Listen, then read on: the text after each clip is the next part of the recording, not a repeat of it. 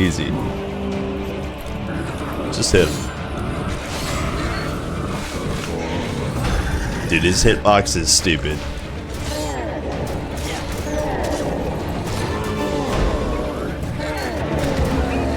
Easy. Easy GG. Oh, wow.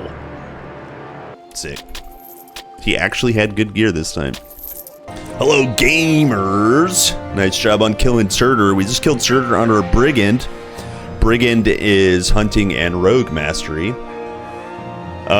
We focused on this mastery combination to use spears specifically, so we'll go ahead and show you our gear right now. We again use the Holy Trinity. Holy Trinity is Hallowed Hat, Stonebinder's Cuffs, and Golden Scarab on the amulet. So the Hallowed Hat, you guys can see, is Vitality Resist, plus to skills and a little bit of health regen. You can get this at the end of Act 2 onward. You basically have a few options for charms. You can see here we put Amun-Ra's Glory on there. Amun-Ra's Glory is health, percent health, energy, and percent energy. But basically, that is a huge source of health, vit res, and a really nice source of plus the skills. So that's why we use the Hallowed Hat. Super nice. We'll do the next piece, Stonebinder's Cuffs. This is in Act 1. You fight the Gorgons, Geomancers, Profaners, Hero Monsters, or even the bosses. Stonebinder's Cuffs on each difficulty provides plus the skills. It's +1 on normal, +2 on epic, and +3 on legendary. The implicit on the Stonebinder's Cuffs is, in addition to the plus the skills, is always elemental resist. So my role here is like mentors, or I don't remember what the names of the energy prefix, and then of acuity, just a little bit of intelligence. These two are really bad affixes, but the base is good enough for me. On this item, we put Primal Magma. Primal Magma is available in Act 5 predominantly. You can get it in Act 3, but it's just not worth it to farm.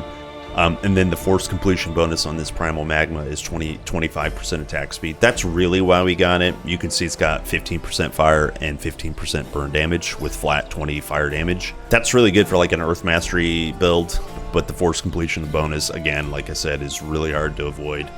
25% attack speed is really big. And then last piece of our Holy Trinity is the Golden Scarab. This is a charm from the outdoor areas of Act 2, or Eternal Embers. Eternal Embers is not on normal or epic, so in our case we got this from Act 2. You farm 5 of these beetle shards, combine it on the item. Force Completion bonus is plus the skills. Really hard for me to pass up. I love it. Can't get enough plus the skills on normal, so there's our other piece. Now this piece is just Hail of Strength. Hail is really nice, 20% strength, 9% health, and then of strength obviously is the flat strength. You could put anything here that can accept a charm. Like if you need stun res, like I had a Honor Guards or a Indomitable amulet we were going to use. Indomitable has basically capped stun res. It can roll up to like 96 stun res. It's ridiculous. So that's our 3 sources of plus the skills. We did actually get super lucky and got another source of plus the skills. I'll go ahead and show that now. This Thiphe Studded Shins. This is a 3-set piece. There's a chest piece and bracers as well. In our case, for hunting mastery, the boots are the best, because it gives plus the skills in hunting. The chest is rune skills, and I can't remember what the bracers are, but they all give percentage dexterity. Just looking at this piece, you get 6 Fizz res, 26 Pierce res, 22 Bleeding res, 24 Poison res, and big source of dexterity, 18% dexterity. They're boots, so they have move speed, which is really nice, and then 10% less damage from Beastmen. This is a really, really nice piece. Okay, so next piece, we have the Hamados. This thing is nuts and super, super rare.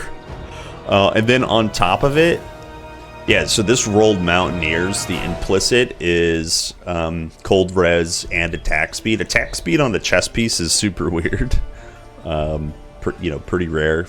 And yeah, so I'll take it.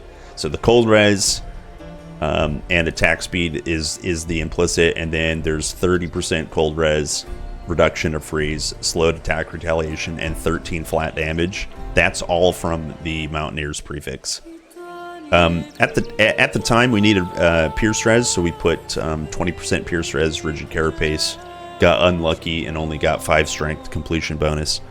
The Rigid Carapace can double roll Pierce Res, and I think on normal it's only 8 additional percent. But if you're lucky, and you take that 8 additional percent. We were unlucky. Our 2 rings, we are using the Captain's Ring, 10% armor, 20% Ellie Res, shield block chance, some health regen, and then minus requirements for weapons, armor, and shields. We don't really need the weapon reduction, the strength requirements. Really what we're using this for is the Ellie Res. If I take this off, my lightning res is just a little too low for my comfort. And it's just a really well balanced ring. It's super defensive. 10% armor is kind of nice, just for anyone really. And then, a little block chance. That doesn't hurt anyone.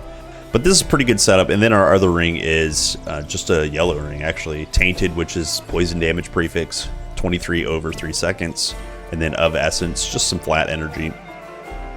On this, we put Demon's Blood. Demon's Blood's Vit Res plus Stun Res. And we got the stun completion bonus. This is the entirety of our stun res. You can see on this second page here. 55 stun res. You take this off, we go to 0. So we could use some more stun res on this build. We have some other rings set up. I had a prefix with mentor, energy prefix of Tinkerer. So Tinkerer is 2 charms. This is just like a pure utility / damage setup. And then we had like an early ring, engraved Ring of Life, just like flat life, super early on. Last couple of pieces, we have the Shield of Gouda. We love the Shield of Gouda. 10% armor, 23% Pierce Res, 46% Bleed Res, 66 Fire Res, 11 Cold Res, Skill Disruption, flat strength, 500 health. That's nuts. That is really nuts. We just recently farmed the Black Steel Spike. This is our spear. 23% piercing damage, reduced armor for 3 seconds, and slower attack speed for 3 seconds. The slower attack speed is not part of the implicit. This is I can't remember what the suffix is called, but so on this we put 10 piercing damage and 8% attack speed. Lupine Claw. The force completion bonus gives you attack speed, so it's pretty solid. Our other setup is the key. We have a spear Keen of Tinkerer. Keen is flat piercing prefix, and then Tinkerer is 2 charms. Penclaw, flat damage plus attack speed, and then Essence of Yen Lo Wang's Bloodletting. It's flat bleed, percent bleed, and then the completion is chance of stun. Our other shield in this setup, this was what we used to level with. In Act 5, we got a new shield, the Shield of Gouda. But before that, we were just using a Cyclopean of Essence. Essence is energy. Sometimes rogue masteries struggle a little bit with consumed energy. Like you have buffs that consume your energy, so you just have a low energy pool. So it was kind of nice to see these energy pieces pretty easily. But yeah, Cyclopean is percent fizz, percent strength, and then Essence is energy and energy regen. We put Rigid Carapace on this piece as well. Kind of helps us keep a pretty high pierce res. The completion bonus is on 60 health. Kind of unlucky, but whatever. Our damage is pretty good. So on our main setup, this is a bit more balanced. It's not so much damage oriented. You can see our DPS is a little bit lower. This here, the flat damage on the spear is actually low, but the Keen and the Penclaw and the bleeding, it all adds up. And one thing about this setup is the reduction to armor is not built into the DPS. So I think actually we're probably pretty even out on DPS. Hard to beat that Keen Tinkerer spear. Super hard to beat. But the minus armor really does help you do a lot more physical damage. So last but not least, we have our artifact. We actually got very unlucky in this department, and I did not farm enough to get another one. You'll notice there's no completion bonus on the Death Rattle. That's because we got it from Ragnarok quest. That's how unlucky we've been for the artifact on this character. Death Rattle is 10 damage, 30 poison damage over 3 seconds, 30 health, 30 energy, and 15 attack speed. You can get really nice completion bonuses. There's a flat pierce completion bonus. There's all kinds of good ones. When you get it from the quest, you do not get a completion bonus. Okay, so that's our gear. Let's go ahead and go over our build. In our Rogue Mastery, this is the mastery we chose first. You can go hunting first. I don't think I don't recommend it just because Poison Gas Bomb is really good early clear. You can just AoE farm pretty easily. Whereas in hunting, there's no good AoE until much later in the mastery. So that's what we did. We went hunting mastery just from left to right. There's no particular order. You can see we did level with Poison Gas Bomb, so it's completely next. But from left to right, we have 1 point in calculated strike. Every 4 hits, you get this damage proc. The damage proc is 93% physical damage and 64 pierce damage. And then also on that damage proc, you have a chance for flat damage, 157% piercing damage, and you have a chance for 282 bleed damage. Now remember, it's a decently high chance. So every 4 hits, you have a chance to do this big damage multiplication, but you always get this proc. Every 4 hits, you get the 93% physical and 64 pierce. So both of these are really good. The base is the best to max out. But we've only 1 pointed. That's our left click replacer. We were working recently on Lethal Strike. Lethal Strike is a really big hit. We're at 6 out of 12 points right now. This is 350% physical damage and 300% pierce damage. It uses your weapon, so anything that's on your weapon or your any gear that transmits damage also transmits from here. So this is a really good boss killer. It's got one add-on. It also multiplies your bleeding and poison damage, and you also have 3 seconds of stun. So pretty big here. We have blade honing. Just 1 point has been put in there. 40% increased piercing ratio, and then also your weapon will then also add 9 piercing damage. Now the way this works is you have to have a weapon with piercing ratio on it. Spears have this. This is why Black Steel Spike is what I'm going with. It has 40% piercing ratio already. So 40% of our base damage, 89 to 102 damage, right?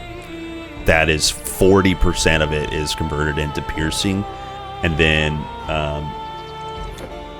blade honing also multiplies the piercing ratio by another 40%. So it's pretty big. We're pretty close to like 60% piercing ratio. So. Open wound. This is a chance on any weapon hit to inflict bleeding. We're going to scale this stuff. Anatomy, we have 72% bleeding damage.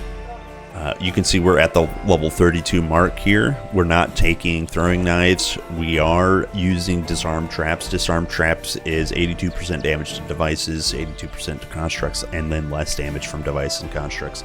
It's a pretty good piece. Pretty good skill. You wanna pick this up for sure on every rogue. Like, you just don't want to skip it. We're not taking traps. This is a good tree, but we're not taking it at all. The Brigand requires a lot of skill points, so yeah, we're just skipping that. And then Envenom Weapon. This entire tree is really good. The only one you don't need to max out is Mandrake, and for right now we actually only have 1 point and everything. This will just coat your weapons with poison, so you're going to transmit some poison damage.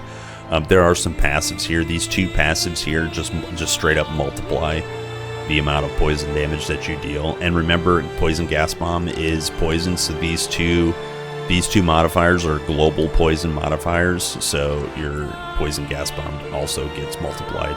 So if you're really stacking poison damage, these 2 passives are the way to go. This one has 12. Distillation has 12 skill points in there, so it's a beast to max. We're not quite there yet. Now, the one thing I didn't take that I normally take is Flash Powder. I do recommend Flash Powder. it's it's a bomb that'll make mobs fumble. If you get bum rushed, you pop this for 8 seconds and they fumble, or they get confused. It is a pretty good one pointer. I did not take it though. Poison gas bomb, 6 meter radius, 500 flat poison over 4 seconds. Need I say more? It's pretty good. I should talk about Mandrake. Chance to fumble attacks, a chance of confusion. Every time you hit with your weapon or apply poison, you can confuse mobs. So just get Mandrake. The chance to fumble does scale, but the duration does not. So at one point, you're +3 to skills. It's 30% chance. That's pretty high. So you don't really need to go too much higher than that. We're also gonna get one more skill point, so it'll be 35% basically. And so back to the poison gas bomb. The other necessary add-on is shrapnel. In a 1.5 meter radius, you squirt out 9 to 11 fragments. These fragments do flat bleeding damage at a pretty high rate. Remember, it's also multiplied by anatomy, so all your other dexterity scalars multiplies this, and then also 193 pierce damage. So 9 to 11 fragments that do bleed and pierce. This thing blows things up, literally. You can see at the top we have not reached the level 40 talents. Blade Barrier is sick. We'll pick it up. Poison Mayhem is sick. It gives you more poison gas bombs. Maybe we'll take this. Maybe we'll see. Blade Barrier is a pretty nice one pointer though, so we'll pick that up in later difficulties. Okay, over to Hunting Mastery. We're not taking the net. Don't take the net. Don't do it. It's just not the best. We are using Study Prey. Study Prey is a must. It just reduces resistances. We only took 1 point. Remember, we're at 5 out of 8 instead of 4 out of 8 because we have an additional plus to skill. This is our +4 allocation. So the first and only add-on is Flush Out. This gives minus 30 defensive ability, 30%, and then minus 30% bleeding and elemental resist. We're not doing a lot of elemental damage. This is good for other builds, but the bleed resist, you can't pass that up. Something you want to try to live inside of is Call of the Hunt. This gives for a 42-second duration and in a 15 meter radius. So if you're in with allies or a different build, maybe with pets, your allies will get 30 bleed damage over 3 seconds. You will get a 24% attack speed, and you will multiply damage to Beast and Beastmen. So huge. Then the first add-on is percentage of pierce damage. We're at 93% here. 93% bleeding damage, very big. Now, since we're melee, we also took finesse. You can see we're all the way at the 40 tier. Finesse gives, while you're inside the horn, you get flat 300 offensive ability and then 10% offensive ability. So you're hitting and critting more, feels good. You also get a chance of reduction to enemies' health, but that doesn't proc too much. We're not doing marksmanship. You guys can if you're using a bow. We skipped it on this build. 1 point takedown. This is just a gap closer. You can dash in, hit with your spear real quickly, and then start banging away. We'll probably 1 point eviscerate. Eviscerate just does some bleed damage with your spear when you charge in. Gouge. It's a 14% chance to be used. You just apply a pierce when you're using your spear, basically. We might max it later, but 1 point's fine. Volley. Chance to be used, 3 projectiles. I know that's a little weird, but it does work with bows. I mean, bows or spears with thrown weapons. You can rapidly strike 3 times. Use it, abuse it, love it, enjoy it. It's nice. Next up is Art of the Hunt. This is a very important aura. This is a buff that you apply yourself. Basically reserves energy. And in a 15 meter radius, you transmit a buff that gives 115 pierce damage, 60% bleeding damage, and flat 51 damage to Beast and Beastmen. It's sick. You don't want to skip it. We skipped Find Cover. It's avoid projectiles is a nice layer of defense. We just skipped it though. We'll pick it up probably later. You don't want to skip Trailblaze though. Trailblaze gives 16% movement speed at basically 1 point. Well, it's 5 out of 6, but it's, if you guys like movement speed like I do, just max this out. And then finally, we also picked up Spear Dance. Spear Dance in a 360-degree arc, a full circle, right? You swing your spear. Now it says minus 4% physical damage. That's true. You do minus 4% physical damage. But what happens is you do 2 circles. So you hit all the way one way in a full circle, and then you swing all the way back. So you hit in an AOE twice, and it just hits so hard and so good. The more points you put in here, the less penalty to physical damage, and ultimately you actually end up doing like 50% physical damage. So we will max this out. Spear Dance is really awesome. The cool thing about that is anything that you transmit with your weapon gets transmitted in 360-degree angle. So in a massive AoE, you could just hit all kinds of mobs with your pierce, bleeding, and poison stuff. So it's really nice. The other staple of this build is Woodlore. When you're using a compatible weapon, 350 defensive ability and 33% attack speed, you just don't pass that up. It's just super good. 1 point herbal remedy. This is poison resistance and a little bit of health regen. There's no reason to skip this. This is when you're hunting, you basically can cap your poison res almost all the way through legendary. So we've only 1 point of that for now. And put more points as you need. We didn't take target dummy, and that's basically our build. We had no problems in the entire campaign. The only hard parts are like when you're fighting ghosts and you don't have like a necromancy setup. Ghosts or some skeletons, some undeads are a little annoying, but poison gas bomb actually just carries. And once you have Study Prey, getting in a good habit of using that every pull, it's just a lifesaver. So that's our Brigand, boys. I hope you enjoyed. I hope you learned something. Thanks for watching. I will see you guys in the next one. Bye.